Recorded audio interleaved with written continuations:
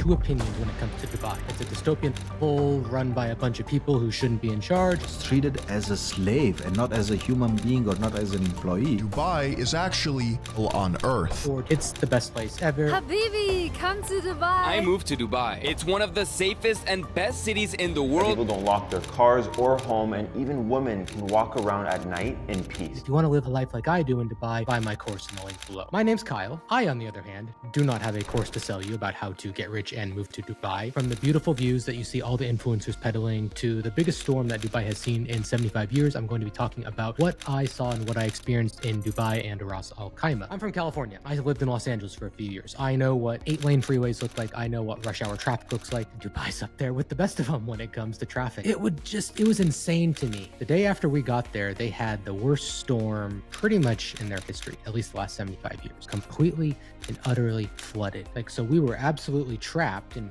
trapped is kind of a strong way of putting it. Thankfully, we were in an area that was very accessible, and the most accessible in Dubai. We could walk around, and our day-to-day was really not very impacted, besides the fact that we couldn't go anywhere else in the city for a couple days.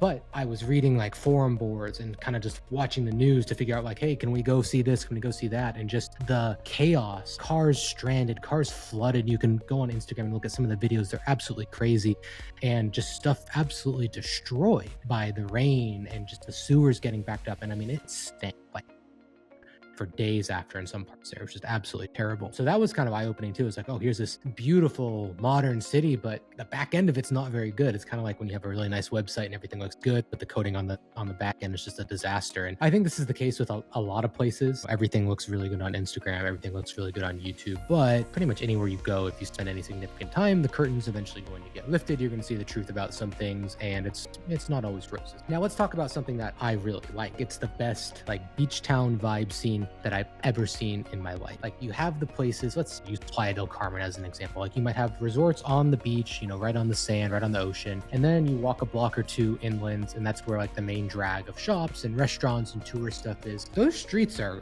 gonna be seedy. There's gonna be trash everywhere. It's probably gonna smell like and vinegar. There's going to be drunk people stumbling around, broken glass. It's going to be just trashy. By far, I think the most impressive thing that I saw, there's no drunk people. It's totally clean. It doesn't feel seedy at all. You feel comfortable letting, my toddler run around. The next thing I want to talk about though is the fakeness of those beaches. All of the influencers that move to Dubai and say, look at me, look at my life, look how great Dubai is, blah, blah, blah, blah, blah, tax-free, I'm so happy. And again, by the way, if you want to live a life just like me in Dubai, go buy my course. You're doing well, I'm doing well, let's do well together. Dubai just brings in chicks from all over the world. Again, I don't have a course to sell you, so I can be honest about this. Here's what I've kind of discovered. If you go to the marina area of Dubai, which is pretty much where all the expats live and where all the influencers are shooting their content, you can easily go to any restaurant or any club or any bar, any cafe, whatever, and you can go up to the 60th or the 70th floor or whatever, and you can take your beautiful shots and say, look at me, I'm so great, buy my course. Dubai has such a luxurious lifestyle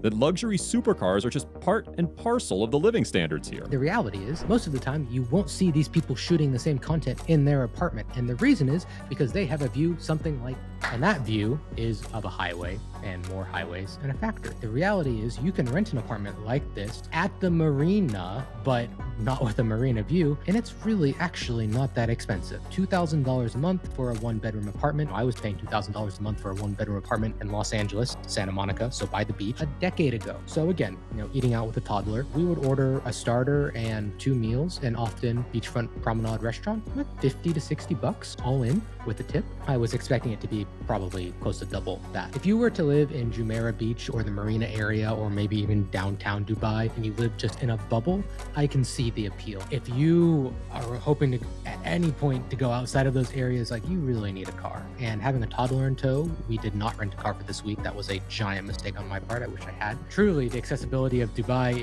it's really just not good. And the taxis are very, very nice. We never had anything worse than a Lexus, so that's obviously cool. But sitting in rush hour traffic has just had enough of that in my life. This is the airport. And as you can see, I'm staying across the street from the airport in this clip. It's literally 300 meters as the crow flies from where I'm sitting in this hotel gym to the airport. And to walk there, it's not even possible to walk there, I'm pretty sure. But Google Maps says it would take 45 minutes. Just the infrastructure making very little sense. And it was like this all the time. It's funny because I know probably like 5 people, personal friends, some of whom I've known for a very long time, like going back almost a decade, who've moved to Dubai in the last couple of years.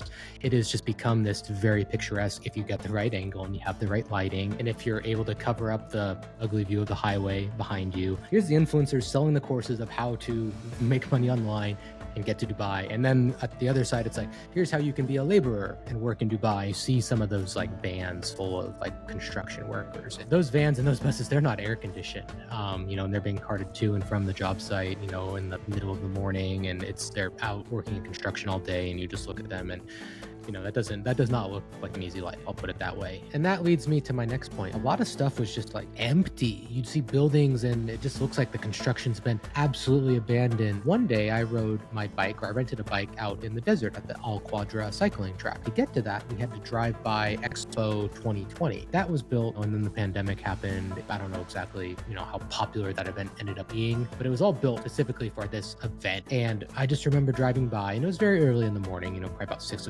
a.m. when I went by, and it was just empty. All these giant buildings, hotels, and it's like there was not a single light on in these hotels or whatever was out there. Was just nothing going on. You can see those, ghost town cities in China and Korea and a few other places, and it's bizarre, and it felt like that was one of them. Like I said, I rented a bike out, and they have this beautiful cycling track. It's about 80 kilometers long out in the desert. And as you can see, the storm absolutely destroyed a few points of it. Look at the destruction from that storm. And at one point, I even had to walk the bike through water, like mid-thigh. Basically ended up doing a triathlon that morning, pretty much swimming through the water and then getting back on the bike. First water station is at like kilometer 70 of 80 or mile 44, 45. To me, it was just crazy. And of course, as you are out there in the desert, there's emergency phones everywhere. And I have no doubt, like if you actually were to get into some trouble, that you'd probably eventually be picked up, but you really had to look out for yourself. And I met another writer, and he was actually kind enough to give me a lift all the way back to Dubai because I couldn't get a taxi out there.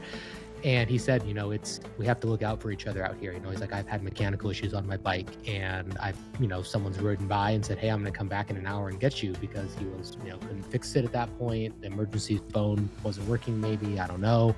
But, they came back and picked him up in the middle of the desert in their car. And he said, we all have to look out for each other out here. It's a community. Why wasn't this planned better? If they can make man-made islands in the middle of the sea, I'm pretty sure they can find a way to get running water out to the middle of the desert at a couple points. But, what do I know?